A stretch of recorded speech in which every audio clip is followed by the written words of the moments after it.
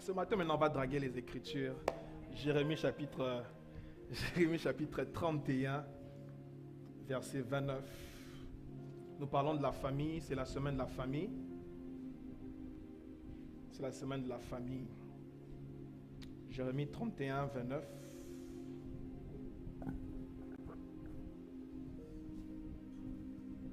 Jérémie 31, 29. Oui. En ces jours-là, on ne dira plus, les pères ont mangé des raisins verts et les dents des enfants ont été agacées. On ne dira plus ce qu'on disait avant. Si on dit on ne dira plus, c'est qu'auparavant on disait. C'est-à-dire que c'est la fin d'un discours qu'on disait avant. Avant que j'aille loin, j'aimerais annoncer à quelqu'un, tous les mauvais discours sur ta famille s'arrêtent ce matin.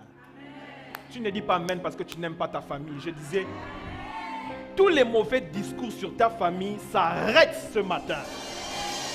Je lève ma main droite sous l'onction de cette maison, sous l'onction du pasteur Simon. Je décrète et je déclare, tous les mauvais discours prononcés contre ta famille, ce matin je viens annuler cela. Tu peux continuer. Mais chacun mourra pour sa propre iniquité. Tu peux t'arrêter là. On va prendre Genèse chapitre 49, du 1er au 3e verset. Mahale Sofra Degla. Genèse 49. Jacob appela ses fils et dit, assemblez-vous et je vous annoncerai ce qui arrivera dans la suite des temps. Rassemblez-vous et écoutez, fils de Jacob. Écoutez Israël, votre père. Ruben, toi, mon premier-né, ma force et le prémisse de ma vigueur, supérieur en dignité et supérieur en puissance. Deutéronome chapitre 33, le dernier texte, du 1er au 6e verset.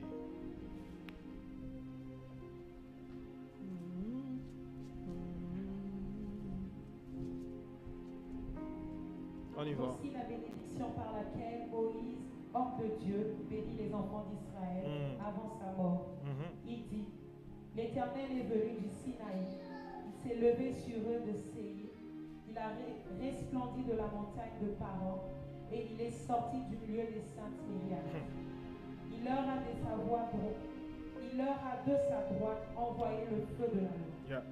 Oui, il aime les peuples, tous ses saints sont dans ta main. Ils se sont tenus à tes pieds, ils ont reçu tes paroles. Moïse nous a donné la loi, héritage de l'assemblée de Jacob. Il était roi en Israël quand s'assemblaient les chefs du peuple et les tribus d'Israël. Que Ruben vive et qu'il ne meure point, et que ses hommes soient remplis. Que Dieu change le logos en rema ce matin. J'aime bien descendre. Vous savez, à l'école, on nous a appris que la famille est composée de papa, maman et... vous n'avez pas été à l'école? On dit que la famille est composée de papa, maman et... Ça, c'est ce qu'on nous a présenté à l'école. D'une manière physique, c'est papa, maman et les enfants. Mais dans la spiritualité, au-delà des papa, maman et les enfants, la famille est dirigée par les actes et les paroles.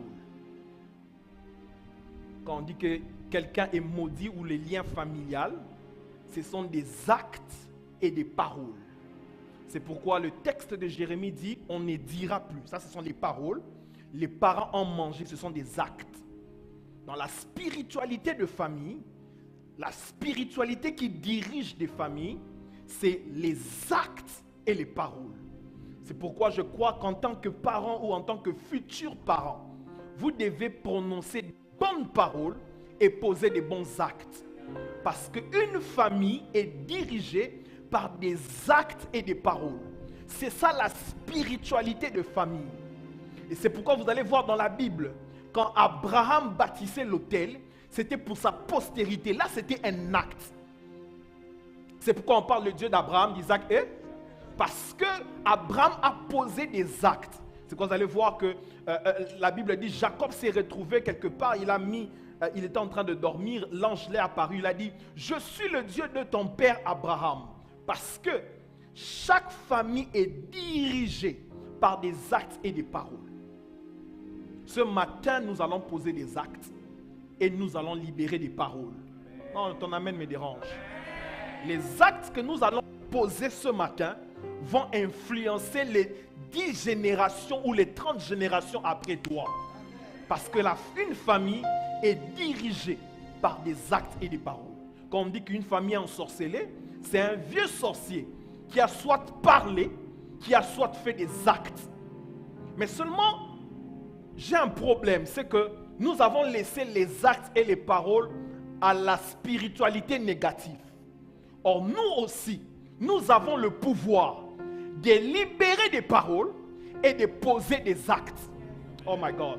Nous avons le pouvoir de libérer des paroles et de poser des actes. Tu dois poser des actes pour tes enfants.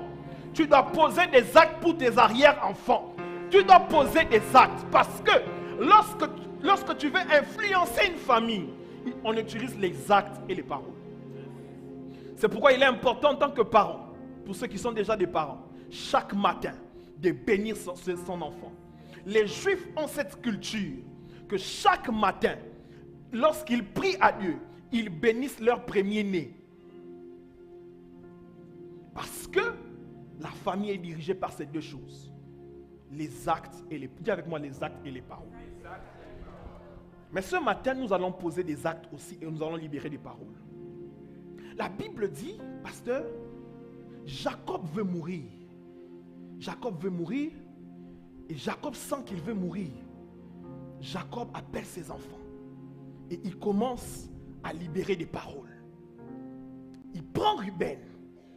Il dit à Ruben, tu es supérieur, tu es fort, tu es vaillant, tu es comme un vent impétueux. Au moment où Ruben voulait dire seulement Amen, Jacob a dit non.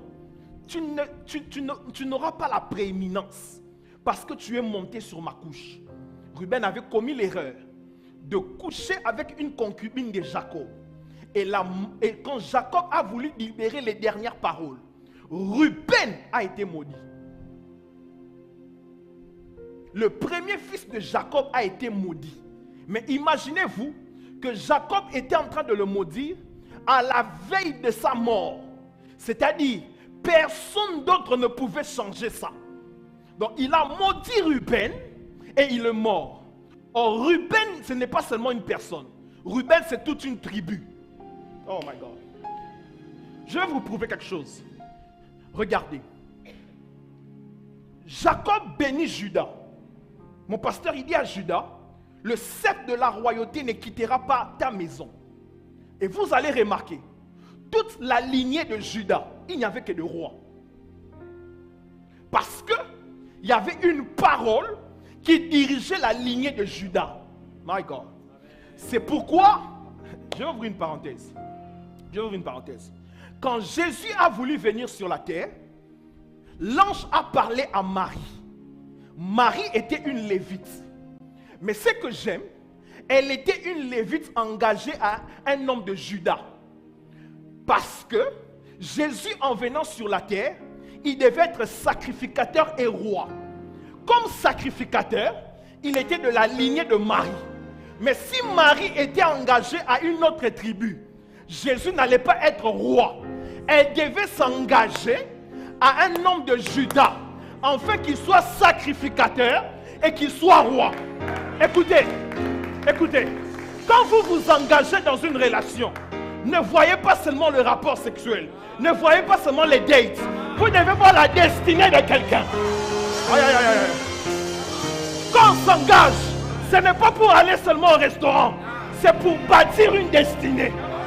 Quand tu es une lévite, épouse celui de Judas, afin que Jésus, lorsqu'il viendra, qu'il soit sacrificateur, qu'il soit aussi roi. Oh my God, my God, my God, my God. Je prophétise sur ta vie. Au nom de Jésus, tu vas rencontrer la femme de ton destin.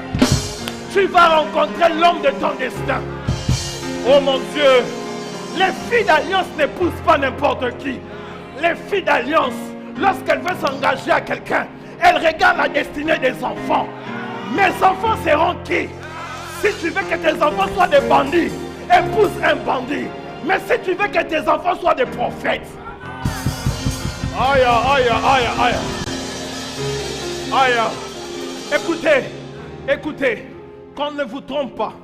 Parce que pasteur Simon est pasteur, son fils doit être pasteur. C'est dans le sang. Quelqu'un va me dire, tu prends ça où? La Bible dit, lorsque Aaron servait de sacrificature au tabernacle, il y avait Aaron et ses fils. Il n'était pas seul. Il y avait Aaron et ses fils. Si tu veux créer un prophète, engage-toi un prophète. Si tu veux que ton fils soit président, cherche quelqu'un qui est même ministre, qui est même gouverneur, en fait de bâtir la destinée de quelqu'un. Écoutez, ceux qui vous disent que le mariage avec intérêt est mauvais sont des menteurs. Une bonne relation doit avoir l'intérêt. Tu dois voir l'intérêt des enfants. Tu vas dans l'intérêt des futurs enfants. Comment tes enfants seront? Oh my God, my God. Je prie Dieu que Dieu t'envoie la bonne personne. Le problème avec vous, vous vous engagez d'une manière charnelle. Vous êtes charnel. Tout ce que vous voyez dans l'homme, c'est les tablettes de chocolat. Vous êtes charnel. Tout ce que vous voyez à la femme, qu'elle soit métisse, vous êtes charnel. Vous devez engager la spiritualité dans le choix de votre futur conjoint. Dis à ton voisin, engage la spiritualité. Toi, tout ce qu'on te demande, pourquoi tu l'as choisi? Il est beau, il est lancé, il est baraqué. C'est pourquoi vous venez dans nos bureaux en train de pleurer. Parce que tout ce que toi tu vois, il est baraqué, il est lancé, il est beau. Je ne dis pas aussi qu'il ne faut pas prendre quelqu'un qui n'est pas beau. C'est important. Tu dois prendre un beau gars, mais un beau gars spirituel. On dit que David était beau de figure, mais il était aussi spirituel. Quand quelqu'un, ma soeur, conseil gratuit, puis je ferme la parenthèse, je rentre dans mes histoires. Quand un homme te drague, va en retraite. Tu lui dis, attends un peu. Dieu parle. Si tu ne sens rien dans ton cœur, dis-le frère, avec tous les respects que je te dois, fais ta route. Parce que vous devez voir demain. Écoutez, pasteur, beaucoup de gens se sont engagés n'importe comment et leur progéniture a été sacrifiée parce qu'ils se sont engagés avec des hommes et des femmes maudits.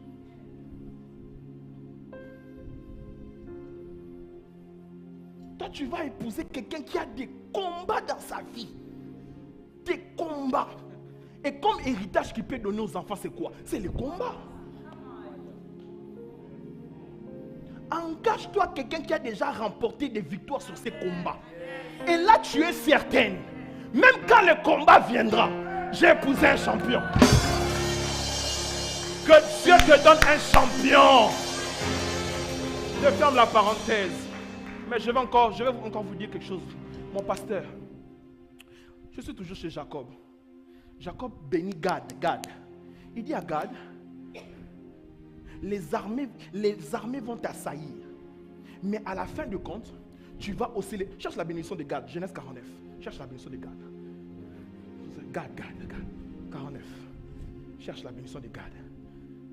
49. Tiens, ton voisin, ça va être bien ce matin. 49, il dit quoi? Gad. Ah, Gad, il dit quoi? Cherche Gad.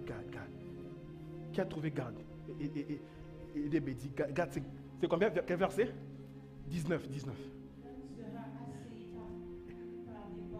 Gad sera quoi? Oh, par quoi? Et puis quoi? Est-ce que vous savez que cette parole aussi a touché des générations? Parce que vous, rappelez-vous, il y a un fou de la Bible qu'on appelle le fou de Gadara. Gadara, c'est une ville, Gadara, c'est une partie de Gad. C'est-à-dire, quand Jacob prophétisait sur Gad, il prophétisait sur le fou de Gadara. De sorte que, la Bible dit, les armées vont l'assaillir. La Bible dit, lorsque Jésus a chassé les démons chez Gad, Une légion était sortie. Une légion, c'est un groupe armé. Attention avec les paroles. Les paroles traversent les générations. Alors papa, il a commencé à dire à Ruben. Il dit à Ruben, tu n'auras plus la prééminence. Tu es disqualifié. C'est fini. Ruben était maudit. Dis avec moi, heureusement. Moïse aussi veut mourir. Quand Moïse veut mourir, la Bible dit, lui à son tour aussi, il a commencé à vouloir bénir les tribus. Mais j'aime un détail. On dit Moïse, homme de Dieu. Je vais vous dire quelque chose. Si ton père t'a maudit, le seul qui peut enlever cette malédiction, c'est ton homme de Dieu. Aïe, aïe. Tu ne pas. Dit par ton père biologique, quelqu'un peut enlever. Mais si c'est ton père spirituel qui te maudit, qui va enlever? Je répète, préfère d'être maudit par ton père biologique. Ton père spirituel peut enlever. Mais si c'est ton père spirituel qui te maudit, qui peut enlever? À moins que tu ailles consulter les pères spirituels de ton père spirituel. Mais la plupart des pères spirituels de nos pères spirituels sont déjà décédés. Alors Moïse, on dit que Moïse qui? Homme de Dieu. Moïse veut bénir les enfants d'Israël. Il regarde Ruben. Il se rend compte que Ruben est maudit. Il vient changer les paroles. Il dit à Ruben que Ruben vive.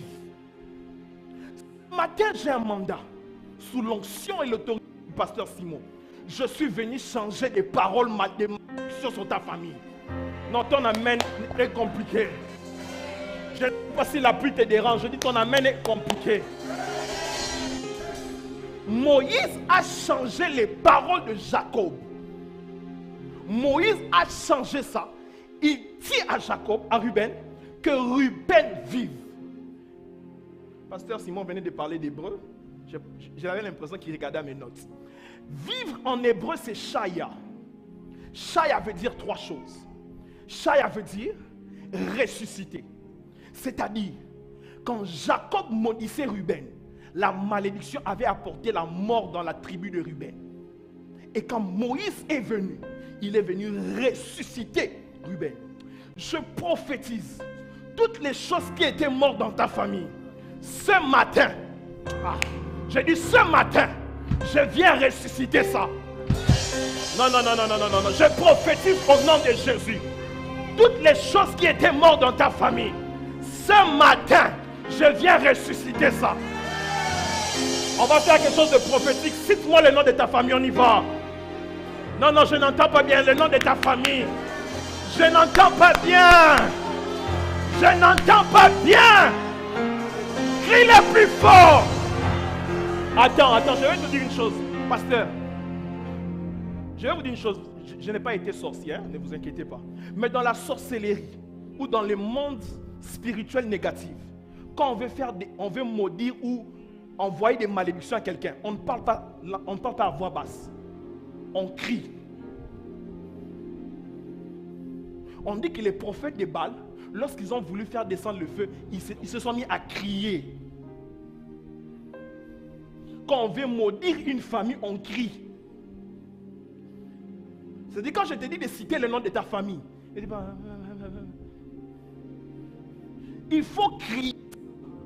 Parce que ce matin, en fait, c'est parole contre parole. Et nos paroles vont remporter la victoire sur les paroles négatives. Allez, vas-y, cite-moi le nom de ta famille. Non, cite-moi le nom de ta famille. Non, cite-moi plus fort le nom de ta famille. Cite-moi le nom de ta famille. Madame, venez un peu. Pendant qu'on cite le nom de famille, Dieu m'a dit de vous dire une bonne nouvelle. Il est en train de vous sortir d'un cycle. Parce que j'étais en train de voir, ne me laisse pas. J'étais en train de voir dans mon esprit qu'on avait libéré des paroles contre votre famille. Et j'ai vu que ces paroles touchaient les finances. De sorte que vous allez remarquer, les gens dans votre famille touchent de l'argent, mais ils ne font rien avec l'argent. Ce sont des paroles qui ont été relâchées. Mais ce matin, tu vas te mettre juste à genoux chez le pasteur Simon. Il va changer des paroles. Vas-y, mets-toi à genoux. Je suis en train de dire à quelqu'un ce matin que les choses qui étaient mortes dans ta famille, que Dieu ressuscite ça.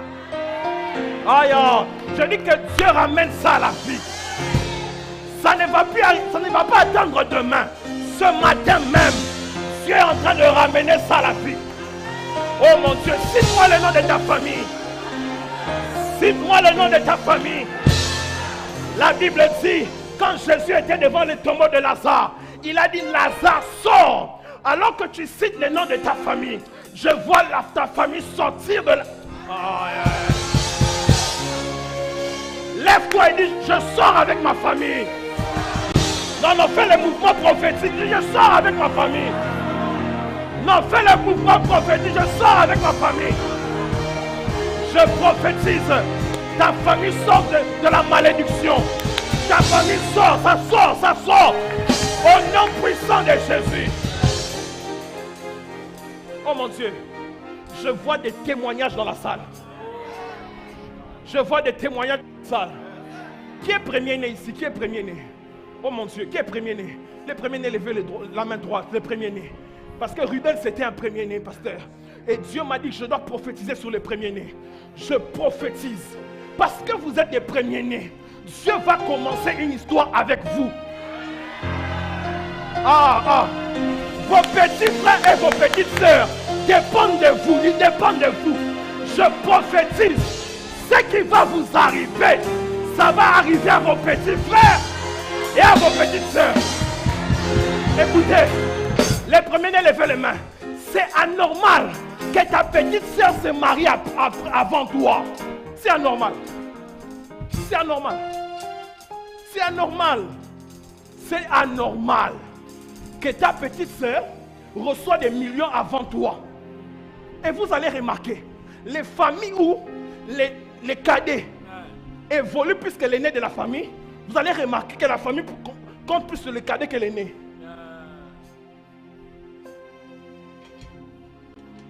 Il y a des familles comme ça. Réunion de famille, on n'appelle pas l'aîné, on appelle le troisième. Ce n'est pas normal. Est-ce que c'est normal? Ce n'est pas normal. Qu'on fait la réunion de famille, toi l'aîné, c'est toi qui appelles. Allô, il y a réunion aujourd'hui. On t'avait oublié. On t'avait oublié. Oui, il y a réunion. C'est anormal. La pensée de Dieu par rapport aux aînés, c'est que c'est les aînés qui inaugurent une saison. Dis-moi pourquoi, pasteur? Parce qu'en réalité, est-ce que vous savez que Jésus c'est notre premier-né? Et en tant que premier-né, il a été béni par Dieu le premier. Et nous, en tant que les petits frères, nous bénéficions de cette bénédiction par notre premier-né Jésus.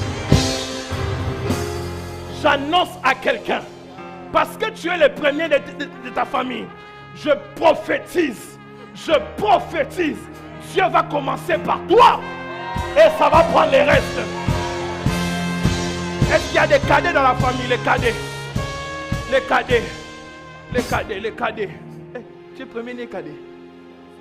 Ah, premier-né. Je dis non, les cadets. Oh la hatakalamaso. Les cadets. Je dis au nom de Jésus. Être cadet, c'est dans la pensée de Dieu. Les cadets viennent pour clôturer quelque chose. C'est-à-dire, les cadets ont le pouvoir soit de rallonger la chose, soit d'arrêter la chose. Les aînés commencent, mais les cadets arrêtent, mais ils peuvent se décider d'arrêter ou de prolonger la chose. Est-ce que je peux bénir un cadet? Je prie au nom de Jésus. Si la bénédiction a commencé dans ta famille, tu ne vas pas arrêter ça. Tu vas prolonger ça. Bon, est-ce qu'il y a des enfants du milieu? Les milieux sont où? Les milieux. Est-ce que vous savez parmi tous les enfants de Jacob, c'était un fils du milieu qui avait la domination sur eux tous. Son nom c'est Judas. Judas était quatrième. Mais au quatrième, on a dit, tu auras la domination.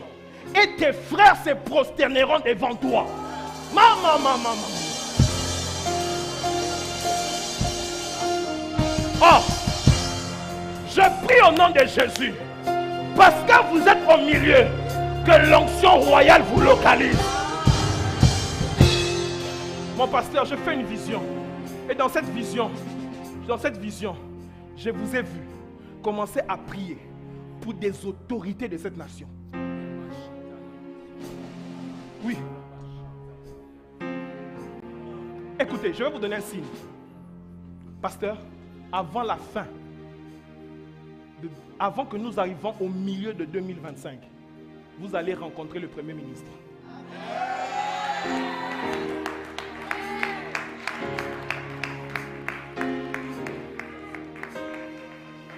J'ai vu ça. Et dans votre gloire, ne m'oubliez pas. J'ai déjà des costumes prêts pour ça. Mais j'ai vu ça. Vous allez rencontrer le Premier ministre de cette nation. Et Dieu m'a dit, vous avez l'onction pour impacter les rois. Et parce que vous avez l'onction pour impacter les rois, cette église, c'est une église des rois. Je vois des chefs d'entreprise s'élever ici. Ah non, je dis je vois les chefs d'entreprise s'élever ici. Chaya veut dire aussi, à part ressusciter, rester seulement debout, j'ai déjà fini. Chaya veut dire aussi vivre dans la prospérité. Écoutez, il y a possibilité d'être maudit et être riche. Parce que la prospérité, ça c'est du don Joël. Toi tu me traumatises beaucoup avec tes choses. Je vais aussi te traumatiser un peu. La prospérité, c'est la partie spirituelle des finances. Les finances ont deux parties. Sa partie charnelle, c'est la monnaie, les billets. Qu'un billet? N'importe quel. Un billet. N'importe quel. Ah, merci. Ça s'appelle quoi? La monnaie. La monnaie, c'est la partie physique du finance. Mais la partie spirituelle des finances, c'est la prospérité.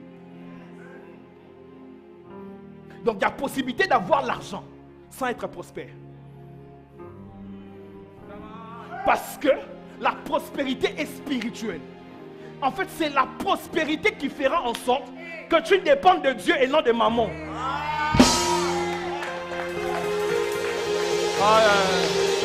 Parce que j'étais en retraite, j'ai eu des choses. J'ai eu des choses en retraite. Écoutez, la prospérité, parce que je suis en train de faire des études sur la richesse. Et j'ai compris, quand tu as seulement l'argent, sans être prospère, tu seras esclave de maman. Mais quand tu as la prospérité, tu es dépendant de Dieu, mais tu as le pouvoir sur l'argent. Il ne faut pas que tu sois esclave de la monnaie. Il faut que la monnaie devienne ton esclave. Écoutez, je vais prophétiser sur toi. Mais avant que je prophétise sur toi, je vais vous dire une chose. Mon pasteur, je voulais gagner un marché de beaucoup d'argent. Et dès que je gagne ça, je vais penser à toi. Oui, un grand marché. Ce n'est pas des petits, je connais. C'est des millions de dollars, des USD, que je suis sur le point de gagner. Et dans ma gloire, je vais passer à mon grand frère. Écoutez, ce marché traînait pour passer, ça traîne pour passer. Et bizarrement, Dieu m'a conduit de parler à un prophète. J'ai dit au prophète, j'ai un grand marché, mais ça bloque. Le prophète m'a envoyé dans les textes de Jaïbet, vous allez lire à la maison. Jaïbet est en train de dire, Seigneur, si tu étends mes limites.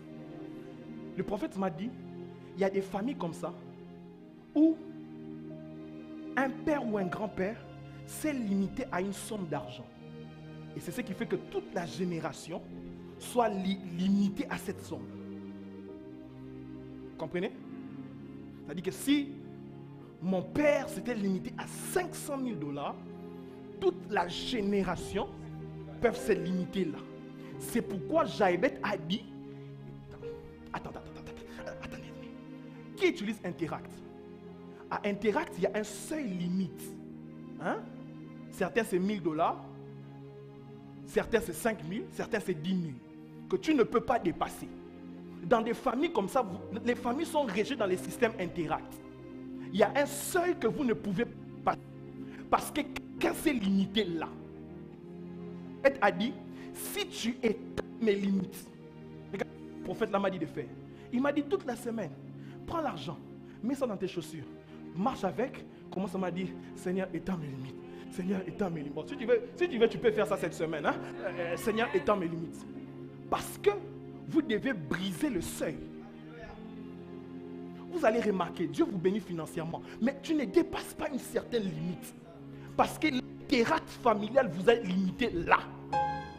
Mais ce matin, Dieu m'a dit que dans cette salle, il y a les inaugurateurs de nouvelles saisons.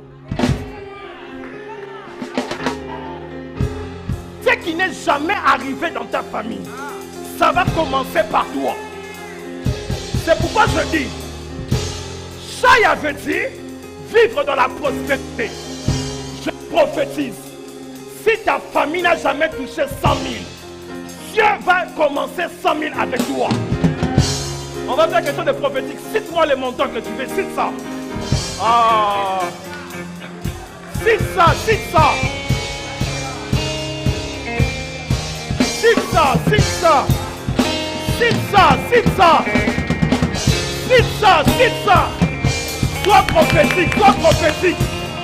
Cite ça, cite ça. $1 million américains. 1 million. 1 million. 1 million. 1 million. 1 million. USD. Kalabakashata. Lekotola babababata. Mepekete la bakosia. Entawala. Asala baba. Ela babasa. Prie à langue pour activer ça. Prie à langue. Remeshata. La basada baha. Yagaba set. Sakata. Yanta. Yanta. Yanta. Yanta. Robosa. Yanta. Yanta la baha. Yanta la baha. Yanta la baha. Yanta la baha. Oh, l'atmosphère vient de changer. L'atmosphère vient de changer. Yala basata la baha. Yala basofla de ye. Messiah. Ah.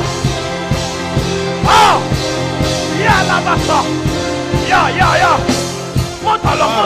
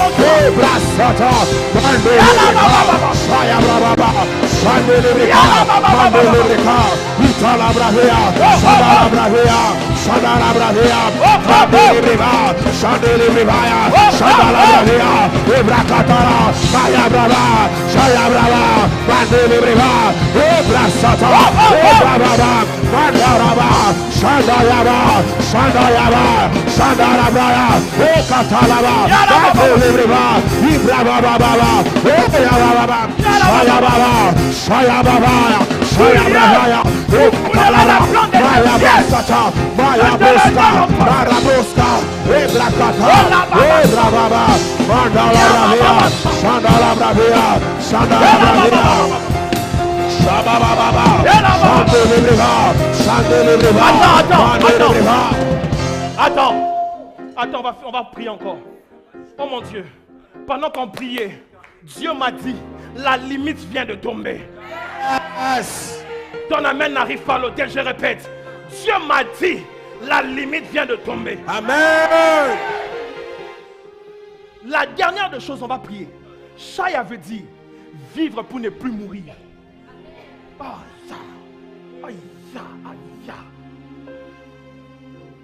Et Moïse dit à Ruben que Ruben vive. Il disait autrement que Ruben vive et qu'il ne meure plus. En d'autres termes, il disait que Ruben soit béni et qu'il ne soit plus maudit. Joe, ça encore c'est toi.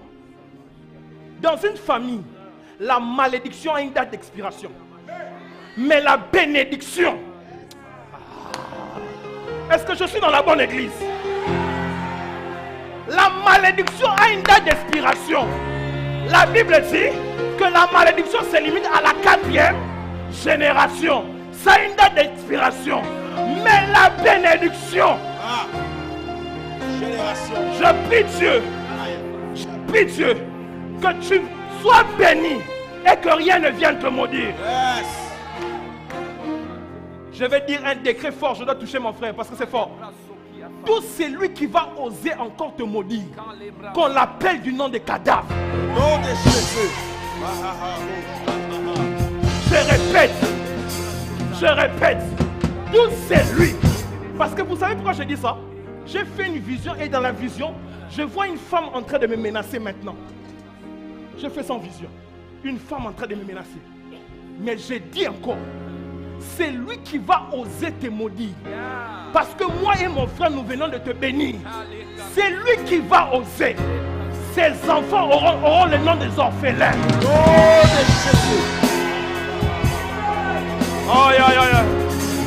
Pour ta famille, que 1000 tombent à droite, 10 000 de ton côté, toi tu ne seras pas atteint. Toi tu ne seras pas atteint. Toi tu ne seras pas atteint. La malédiction de ta famille, toi tu ne seras pas atteint. Dis à ton voisin, ça ne me concerne pas, ça ne concerne pas mes enfants, ça ne concerne pas mes petits-fils, ça ne nous concerne pas. En réalité, mon pasteur, Dieu m'a dit, il y a beaucoup de gens qui ont subi les liens familiaux. Mais Dieu m'a dit ce matin qu'il fait de vous des pères et des mères pour vos familles. Parce que celui qui a l'autorité de parler dans une famille, ça doit être soit un père, soit une mère. Les enfants ne parlent pas. Les enfants subissent les paroles. Pour parler, il faut être un père ou une mère. Et ce matin, Dieu fait de toi un père et une mère. C'est-à-dire, tu as le droit de parler. On va faire 3 choses, puis je vais finir. La première des choses, tu vas commencer à parler sur ta famille. Je vous donne le programme. La deuxième des choses, on va poser un acte pour la famille. La troisième des choses, les pères de la maison vont nous bénir. Oui. Dans une famille, ce n'est pas l'oncle qui bénit. L'oncle n'a pas le mandat de te bénir. À moins que ton père lui donne l'autorisation. Si ton père... Dans les mariages coutumiers, c'est comme ça. Même si c'est l'oncle qui a le droit de recevoir ta dot, il faut que papa autorise. Si papa n'autorise pas, l'oncle n'aura aucun pouvoir. Moi, je suis qu'un oncle. Notre père va parler. Et les choses vont arriver. Pour faire mal à ceux qui nous suivent en ligne, quand papa va parler, éteignez les lives. Ils ont raté le culte. Ça, c'est pour ceux qui sont en présentiel. Parce que, pasteur, j'aimerais que tu dises des choses dangereuses. C'est pourquoi quand seulement le pasteur prend les micros, éteignez les lives. Est-ce qu'on les avait envoyés de ne pas venir? Toi, tu as bravé la pluie. Tu ne peux pas recevoir la même dose que quelqu'un qui est resté dans son salon. Donc, je leur donne le droit de prier avec nous quand on va bénir nos familles. Le deuxième acte, mais quand le pasteur va prendre le micro sur l'autel, éteignez les lives. Bon, on va enregistrer seulement pour maman Sarah, on va l'enregistrer, on va la porter. C'est la première dame, elle mérite ça. Mais les autres vont rater. Est-ce que vous êtes prêts pour bénir vos familles? On va faire, écoutez, c'est un moment spirituel. C'est spirituel.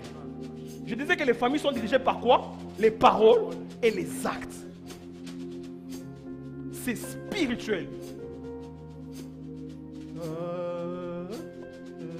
Donne-moi la mélodie. On va faire ceci. Tu vas citer le nom de ta famille 3 fois à haute voix. Et la 3e fois, dès que tu arrives à la 3e fois, tu vas commencer à tenir ta famille à haute voix. Parce qu'il y a les photos. Vous avez vu qu'il y a les photos? Les photos. Nous allons emmener les photos des membres de vos familles. N'importe, même dans les téléphones. J'aimerais que tu bénisses ta famille.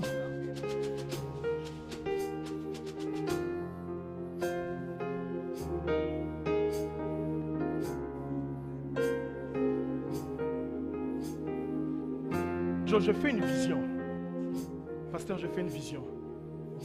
Pasteur, je vais prier pour Joël. Parce que j'ai fait une vision. Dans la vision que j'ai fait, j'ai vu Dieu le donner l'autorité de la famille dans le monde spirituel et pas l'aîné. Une famille, priez pour lui. Vous êtes prêts? Va ta famille foi. Écoutez, oh, murmure pas, cite ça fort. Et la 3e fois, tu commences à bénir. Et tu peux bénir les enfants que tu n'as pas encore eu. Tu les bénis. Est-ce que vous êtes prêts? Vous êtes prêts? Je vais compter, je vais te donner le go. J'ai dit 1. Quand vous allez le faire musique, hein? Musique. J'ai dit 1.